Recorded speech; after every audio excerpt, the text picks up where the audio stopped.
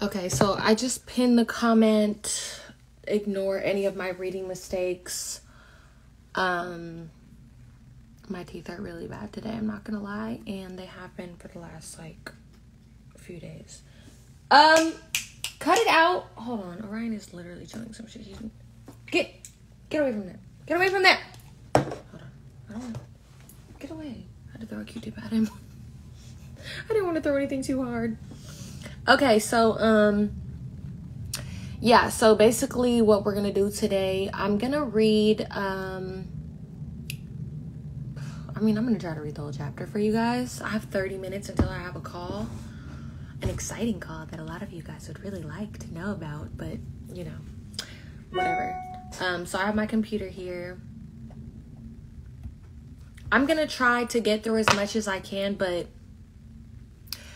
I've been trying to read out loud and I'm making a lot of mistakes and it's really, really embarrassing and it's making me pretty nervous. Because I'm usually a pretty good reader, but my mouth hurts. So yeah.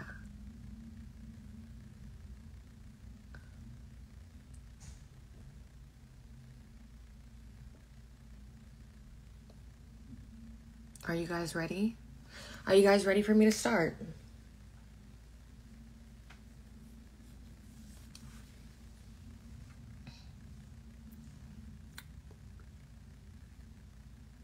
Worried, please leave here right now. Get out. Thank you. Get out! I don't know if I can tell you guys what the call is for, but I'm pretty sure you guys know.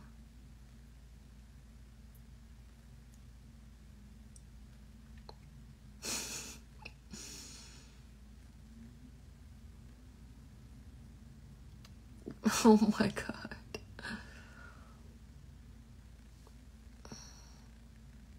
Oh, and then yeah, for the audiobook, so that's another thing. You guys are going to be able to tell what I mean. Like, I've been trying to tell people for the last 6 months, like, why I don't have my audiobooks out. Like, at first I was just like, oh, it's going to be hard to, you know, sit there and read all the chapters. But now everything that's been going on with my freaking mouth, it's painful. Like, it's literally painful to read. I was trying to read some pages to my friend the other day and I had to stop. And then I just tried to get through this chapter earlier by myself and I had to stop. But I'm still gonna try. Why am I not wearing my real hair? I'm not wearing my real hair because I have a weave in, girl. Like, why are y'all so nosy?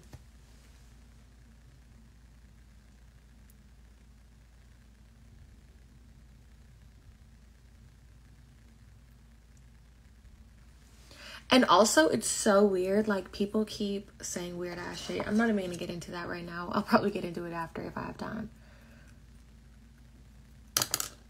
But anyways, all right, I'm going to start reading.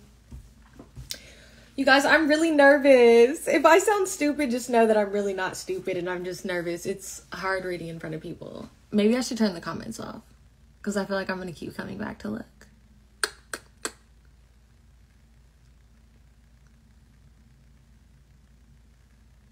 Okay, whatever. So this is my second novel. This is called You Should Have Listened. Obviously by Kayla Wilkie, my real name. Blah, blah, blah. My acknowledgements are to Kayla, whose dreams I'll never give up on. Winter. Which I thought was cute because, you know, nobody calls me Kayla anymore. And I feel like some of my dreams that I have now that I chase are literally dreams that I always had since I was little. So it's like to my, you know, younger self. It's to Kayla. Whatever. So to my readers and supporters, thank you. My life would not be nearly as interesting without you by my side. Remember to chase your dreams with your head held high. Do you see what's already happening? It's so embarrassing. I swear I'm not dumb. I swear I hope nobody freaking screenshots this and screen record this and post somewhere like, look, Winter's illiterate. I'm not. All right, chapter 1, Mo Problems. Yeah, I think I'm gonna have to turn the comments off. I'm not gonna lie. Hold on. How do I turn the comments off? I don't know if I even can. Oh, here we go. Sorry, guys. I can't look at the comments right now, so I just have to be by myself. Okay, so chapter 1 is Mo Problems. Hold on. Now who's hot, who's not? Tell me who rock, who sell out in the stores. Mace was spitting that shit when he dropped those lines on B.I.G. song More Money, More Problems. That was a theme song of my life after wrapping up the reality show and dealing with Demi and her punk ass friend for running off on my fucking money. Sorry, Orion. It's so fucking irritating. In case you forgot, I made the very amateur mistake of allowing a couple of bitches that I thought I could trust to stay in my apartment while I lived through the hell you call entertainment, reality TV. Those dusty bitches were stealing my shit and pocketing the rent money. Those dusty bitches were stealing my shit and pocketing the rent money I was sending every month instead of paying the bills. Broke ass bitches were stealing from me and still couldn't afford to boss their lives up for real. On top of that, Demi's little friend stole my brand new bottle of Issey Miyake, the sweetest perfume you'll ever smell, guaranteed to make a nigga dick jump. I was hot, but it was what it was, because I knew I would get mine every time I saw her out. Honestly, my life was sort of in shambles after all of that, not just because of the Demi situation. It was a number of things combined. Shit will always look good from the outside looking in because I'm not the type to let anyone see that I'm struggling. But things were bad, really bad. After the show, I was mentally in the worst place I'd ever been in my entire life. Ironically enough, I was making more money than I had ever made in my entire life too. But more money, more problems, right? See, as entertaining as the show must have been for the viewers, it was equally as draining for me.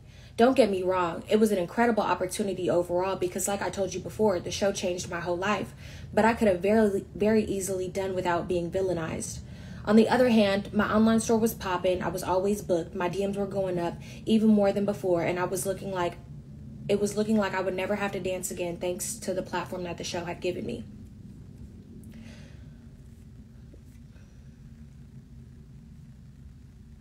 All of the good that came from my time on the show came at a price. Unfortunately, it was a price that held no monetary value. It cost me my mental health. You know by now that I've always found pride in being able to stay true to who I am no matter what I've been through. So at the price of compromising my character, the show put me in a position to win, but the fact still remains that it was very fucking ghetto. The truth is that I had no clue that my character and my mental health would be the price I had to pay. I mean, let's really look at the facts. I had never done TV before, so it was fair for me to assume that I would go on the show and just be myself. There's no way in hell for me to even guess that the producers would pin me as the bad guy. Like I told you before, I genuinely believed it was going to be a walk in the park and I was going to be the main attraction. Well, I was right about the part where I was the main attraction, but that doesn't negate the fact that I was unhappy with how things played out. We've already talked about this, but it still follows me around to this day. When I saw the show compromise my character, when I say the show compromised my character, it did so by painting me out to be a bully. They only labeled me that way because producers convinced me to pick on some skinny, strung-out looking bitch because the show was getting boring. That was my bad for falling into that, though. I've never been the type to pick on the little guy. If anything, I was the little guy growing up. The only difference between me and the skinny bitch was that I won't play victim. I'll always get my lick back. I'm a firm believer that you can only be bullied if you let a motherfucker bully you. Simple. It's neither here nor there because once the internet decides they know you based off of a few photos or a few scenes from a show, it's almost impossible to convince them otherwise. Let me set the record straight for the last time. What people watched on the show was a direct reflection of what the producers wanted them to see. They created narratives for every girl in that house and then did hella sneaky shit behind the scenes in order to bring those narratives to life.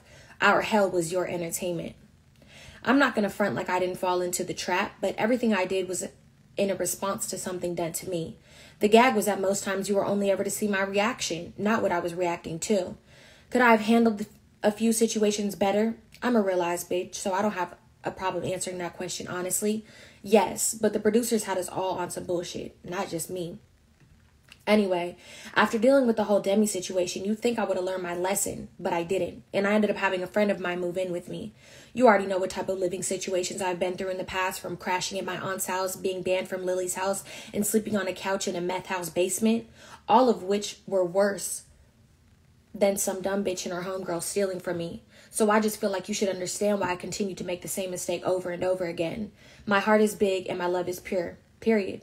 Besides all of that, Destiny was one of my best friends at the time, and us living together was a no-brainer, especially since I was still going through the emotions of my breakup with Xavier. When I think back on it all, I never really had time to properly grieve or heal from the breakup because I basically went right into the show, and then after that, I went home to the demi-drama. It wasn't until all the smoke cleared that I realized how deep into depression I had fallen. I was left to face my emotions, and I'm sure it would have been best for me to do that alone, but that's not how life worked out. Xavier was still messaging me on a regular basis, which is right on brand because, niggas always tries to spin the block. It probably would have been fine if he wasn't in a whole-ass public relationship with a girl, honey, that he was cheating on me right before the show. It broke my heart to read messages from him while he paraded around another bitch because it was like I was watching the love of my life do things he had never done for me. A bitch he barely knew, and it sent me even deeper into my depression. It was a hard pill to swallow because it didn't make sense to me how he could do that to me. Why would you continue to message your ex-girlfriend when you already have a new bitch? Men are so damn embarrassing. Between the backlash I was getting from the show and the love of my life playing mind games with me, I just wanted to disappear at that point in time.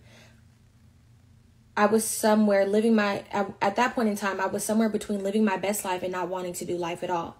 I was lost, heartbroken, misunderstood by a majority of people who knew me, and no matter how many people surrounded me, I just felt painfully alone.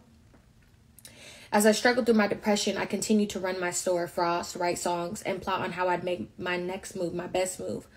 While I was dealing with all of that shit, I would still find time to go outside and have fun. I'm using the term fun very loosely because honestly, it only felt fun in the moment. I would go out just to keep my mind off of the things that I was struggling with internally, but when the night ended, it never made me feel any better.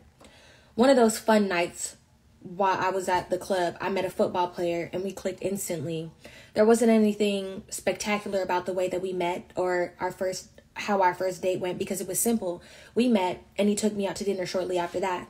Like every other relationship I've been in, things started to move very quickly after our first date. You'd think a football player that stood about 6 feet 7 inches and weighed close to 300 pounds would be a fuckboy, but Eric was far from that. Instead, he was the sweetest, most patient man ever, a whole teddy bear. I'm a player first, but a sap directly after, so I really enjoyed having Eric's country bumpkin ass in my life. He was just what I needed at the time, someone who valued and understood me. Well, I probably needed therapy more than anything, but having a man that spoiled me was doing a damn good job at pulling me out of my depression. Regardless of how much I liked Eric, I knew better than to fall too deep because whether he was a teddy bear or not, I knew then, like I know now, that a man is always going to be a man. I had experienced enough heartbreak to know that no matter how good a man treated me, he had the potential to hurt me worse if I allowed him to, and I didn't have the mental capacity to play that bullshit ass game with Eric. I wasn't willing to run the risk of yet another heartbreak. And not so lucky for me, I had so much shit going on mentally and emotionally that initially it was fairly easy for me to keep him at a distance. I had convinced both my mind and my heart that we were there for a good time, not a long time. Eric began to spoil me very early into our relationship. And even though I was making my own money and could afford to buy whatever I wanted, I liked spending his money instead because why the fuck wouldn't I? We ate at restaurants that I had never eaten at before, and we slept in hotels and visited spas that I could only dream to be real. Eric opened my mind up to new feelings and experiences. Beyond all of the material things, he gave me the affection that I needed in a time where I was so defeated by what felt like the entire world. That shit just felt good across the board, and somehow, out of nowhere, I fucked around and caught real feelings for him. It didn't dawn on me until he asked me to move in with him.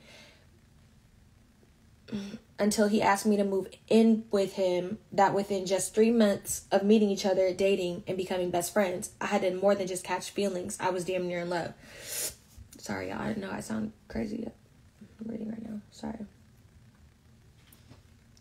Oh, I kind of want to turn the comments on, but I don't want to get discouraged. I'll turn the comments on soon, y'all. Sorry. Besides the fact that it was a beautiful house in Calabasas, I was spending a majority of my time with him anyway, so living together made sense. So much for being there for a good time and not a long time, because once I moved in, there wasn't anything you could tell me to convince me that I would leave him or that he would ever leave me. Now, that doesn't mean that I abandoned my apartment because I knew the fuck better. Listen, If you don't learn anything else from me, I genuinely want you to learn this. Always have your own. I can't stress this enough. It doesn't matter how much money these men have, how many gifts they buy you, or how much they love you. It's imperative that you build your own fortune and maintain your own stability and individuality outside of that relationship, because nobody can ever send you back to the streets if you own the block. And yes, ownership is important, but if you're not in a position to do that just yet, be sure to always put something away so that you always land on your feet if and when a man starts to act up. With that being said, moving in with Eric was an easy decision because I was comfortable financially and knew that he could only elevate my life. After coming out of my relationship with Xavier, watching him move on to a new relationship, and feeling like my character had been stripped down because of the show, being with Eric made me feel like I was enough. His attentiveness and the way he was so enamored with me boosted my confidence, and even though no one could tell from looking on the outside, on the inside, I really needed that. And I can't front. Even though Destiny was living with me, I still felt alone in some sense, so the idea of moving in with Eric sort of alleviated that feeling of loneliness. Back then, I was struggling to find my way out of a very dark place emotionally, and I knew that filling those voids or hiding my pain by completely avoiding it wasn't the proper way to handle things, but that's what worked for me at the time. Today I know and understand the importance of unpacking the pain so that I can heal properly. I've given my therapist a whole lot of money to help me understand that, so I have no problem keeping it real with you whenever I speak on a situation. Let me see. Let me turn on the comments if I should keep going, because honestly, my mouth hurts so bad, y'all. Sorry. My mouth hurts.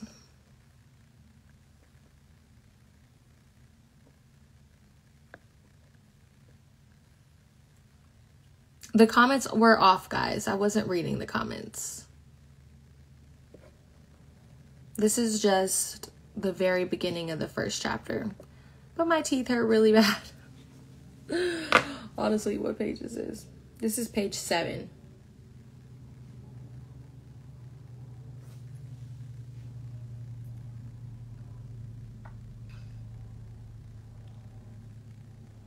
Keep going.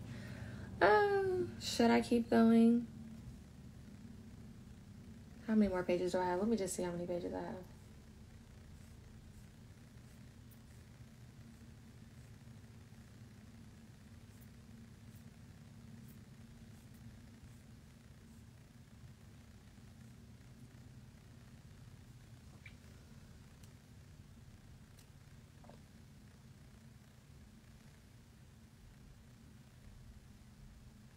I'm gonna try. My mouth really does hurt, but I'm gonna just try. Anyways. Okay. Whatever, I'm gonna just keep reading. And I have the comments on. Hopefully I don't get distracted. It seems like as soon as I moved into Eric's house, he multiplied the way he spoiled me 10 times. I'm talking about waking up to stacks of money on the bed, dozens and dozens of roses every week, all types of shit. My friends were... Yeah, this is distracting me. Sorry, y'all. I can't look at this. Hold on. Sorry, I have to turn off the commenting. I can't see it. You guys can probably see it. My friends were always at the house with me too. So he would give me money so that we could all go shopping and have spa days. We would go to expensive ass restaurants for lunch and even go to the strip club to cash bitches out. And we did all of that on Eric's dime. When my girls weren't there, he and I would just be laid up enjoying each other's company. Occasionally, he would go out of town on business trips or down south to spend time with his daughter, and I would just be at home taking bubble baths and walking around the house in a plush-ass robe, enjoying the fruits of my labor as a girlfriend. Being a girlfriend was damn near my job at the time, and being spoiled was my compensation. Of course, Frost was bringing in a steady cash flow, but I was able to save all of my profits because Eric was taking care of me so well. I'm not sure if I was falling in love with Eric or the lifestyle he provided for me, but either way, it was all short-lived. About 3 months into my live-in girlfriend position, Eric was out of town on business again, and I was doing what spoiled girlfriends do, taking a bubble bath. I was looking like Ravina Run, if you will. While minding everybody else's business on social media, casually scrolling through the comments of one of the most popular entertainment blogs, somehow I made my way to Eric's comments and thought that I would be scrolling through just to see what thirsty bitches that could never have him have to say. only to scroll across a comment that implied he was cheating on me. It was a simple comment that said, "Can't wait to see you again," with a pink heart emoji and some heart eyes. My heart skipped a beat and my cheeks got warm. I leaned over the bathtub so that my phone was no longer hovering over the water in order to eliminate the risk of dropping it in the middle of my important investigation.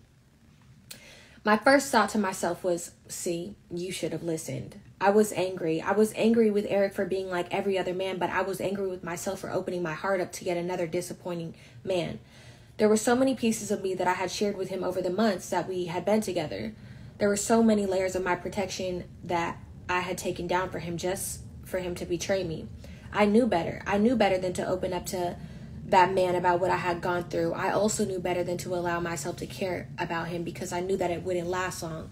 Unfortunately, knowing better didn't always mean I did better.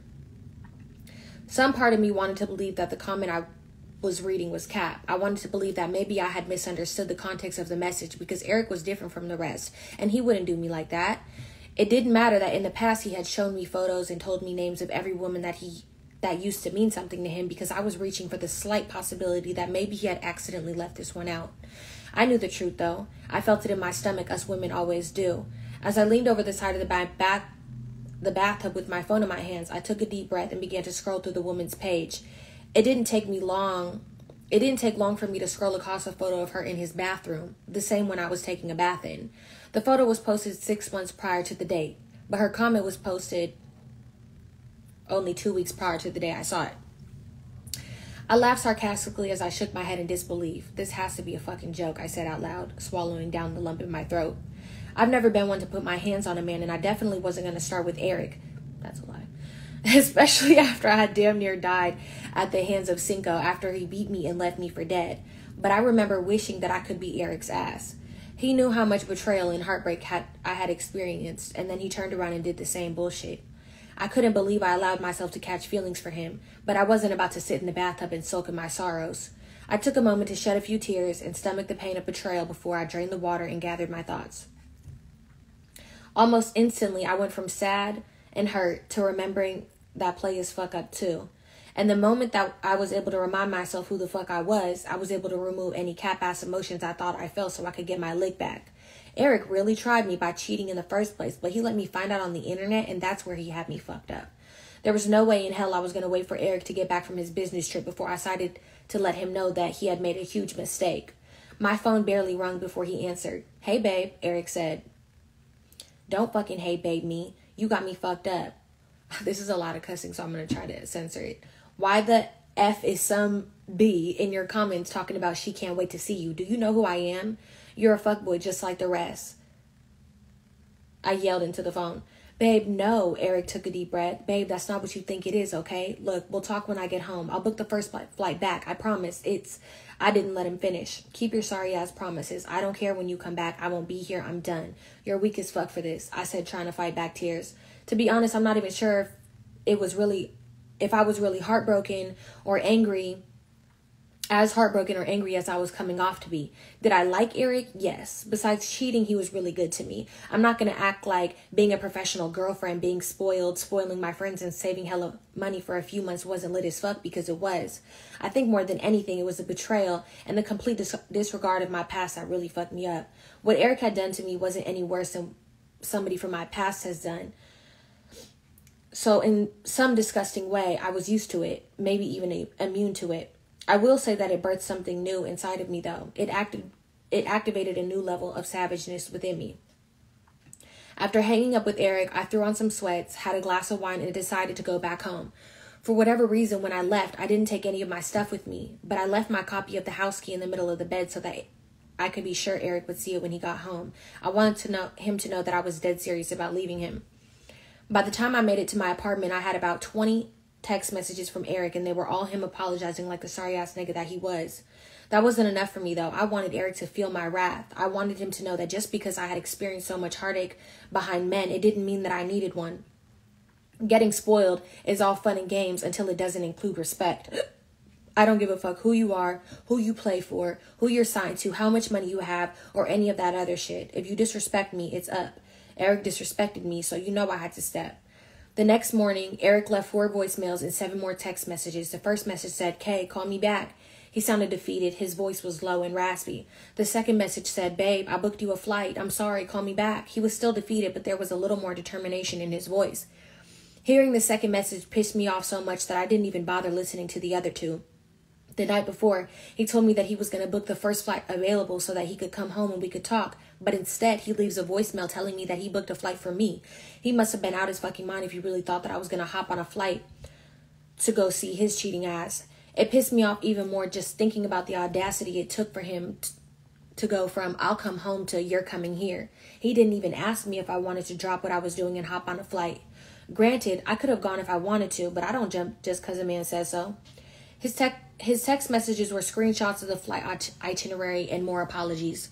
Quite frankly, I didn't want any of it, and I definitely wasn't in the mood to entertain it.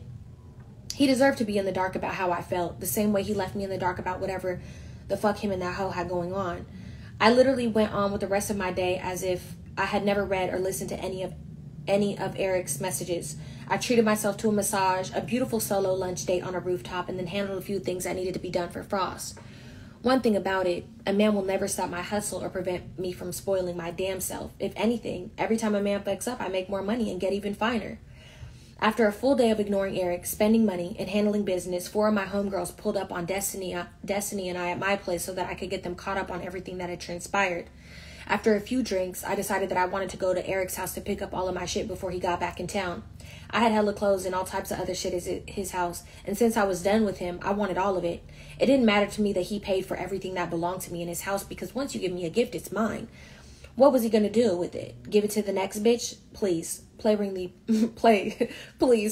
the Alarm by Beyonce. Between the liquor and all of the shit me and my homegirls had talked about, I decided that not only I was gonna go pick up my shit, I was gonna make Eric pay for the inconvenience that he had caused me. The little social media bitch wasn't even cuter than me. She clearly didn't have more money than me, and I was willing to bet $100 bands that she didn't have any type of substance. She was just another groupie that was excited to be seen by a man of Eric's caliber. Unfortunately, Eric was just another man excited to be seen by yet another groupie. They were both idiots, and they both deserved to have their asses beat.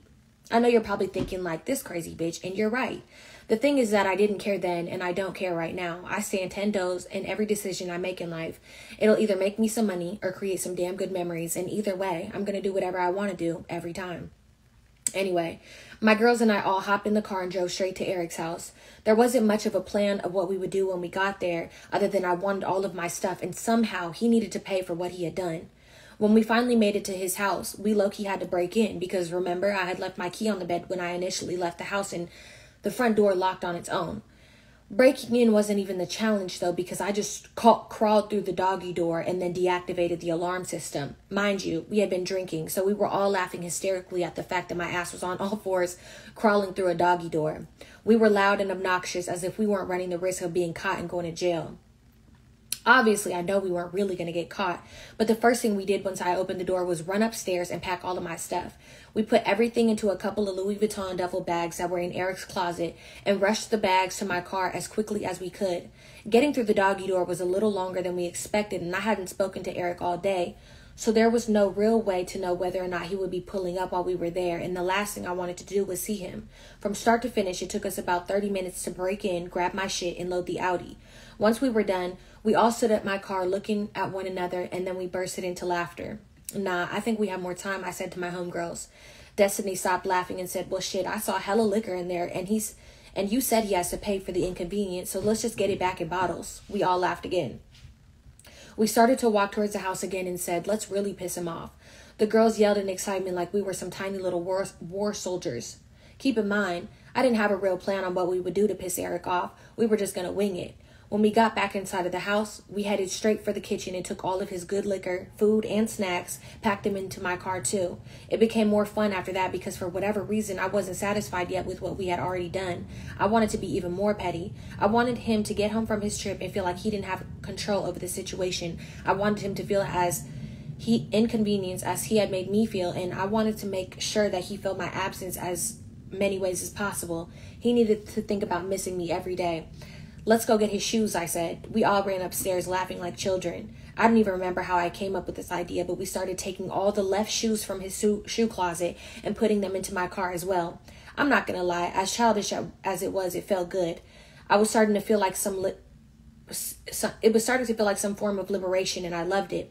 By the end of my revenge rampage, me and my girls had walked out of Eric's house with his left shoes, my clothes, food, liquor, remote controls, and anything else I could find that I knew would piss him off when he realized it was gone. We even emptied out his drawers and tried our best to rip his underwear up. We weren't strong enough, but we stretched him out enough to where he would definitely have to buy all new pairs. We had finally done all the damage we were going to do, and I realized that since there were so many of us and we piled so much stuff into my car, it wasn't enough room for all of us. That was when I decided that we also needed to take a few of his cars just to make sure that we got home safely. We took a Rolls Royce, a Porsche truck, and an Escalade back to my house. Of course, the logical thing to do would have been to put some of the stuff that didn't actually belong to me back into the house so that there would be enough room in my truck for each of us, but we weren't moving on logic. It was just immaturity and vibes. If you ain't never got your lick back by being petty and immature, you have not lived. Side note, shout out to my girls for being down ass bitches. Thinking back to that night always cracks me up because what type of shit was that? Why would I do that? Why didn't they think twice about helping me? We all need friends like them. Anyways, back to the story. You play stupid games, you win stupid prizes, and we made sure that Eric was a champion. My girls and I spent the rest of the night celebrating his big win by drinking his liquor, eating his food, taking pictures in his cars, and hanging all of my clothes up. By the time we were done, we were able to find all of the social media handles of the little bitch that he had cheated on me with. In general, I know that you're supposed to be mad at your man for cheating on you and not the bitch he cheated with, but she knew we were in a relationship because he and I posted each other publicly. So since she made the decision to fuck with my man knowingly, I felt she deserved a prize too. The plan was to keep tabs on her until she posted a location where I could pull up. Whenever a groupie bitch is out somewhere that is considered to be a hot spot, they can't wait to post about it. So I knew it wouldn't be long before she led me right to her. I'm going to stop there. Let me turn the comments back on. Okay, so yeah, so that was almost the full first chapter. I'm going to stop there because I'm actually 2 minutes late for this call. But you guys, the link is in my bio if you want to buy my book. And that is like literally just the beginning of the first chapter. This book is so interesting. If you read the first book, you're going to love this book. And, yeah, thank you guys for hanging in there with me right now. It's really hard for me to talk. I'm in a lot of pain. But yeah, if you guys have not got my book, please go get it. It honestly would mean so much to me. I put so much work into this book, and Instagram has been like hiding all of my like posts for, promoting it. And it's just like kind of, what is the word? It's kind of discouraging because this book has taken me a year to write and put out, and I feel like I can't even promote my book how I want to. So, the link is in my bio. So yeah, please go ahead and grab it. And if you haven't got the first book, get the first book as well. The first book is available on Amazon and also on my site. But you can also get both at the same time if you want to. It's completely up to you guys. But anyways, thank you guys for listening. And DM me and let me know what you thought about the first part of the chapter that I read. It would mean so much to me to get your feedback.